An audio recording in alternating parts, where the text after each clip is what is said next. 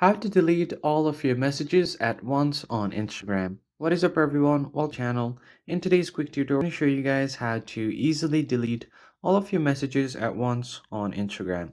But before we get started, don't forget to hit the like button down below and subscribe to the channel. Now, let us jump right into the video. The first thing you need to do is switch your account to professional mode because if you try to do it on personal account, you'll have to do it one by one. So what you can do is switch your account to a professional account by tapping on the top right corner and then scroll down until you see account type in tools. Tap on switch to a professional account. Now just continue, select anything. It does not have to be specific. You're just going to do this and select what kind of account you want to have. I'm just going to go ahead and log in with my creator account.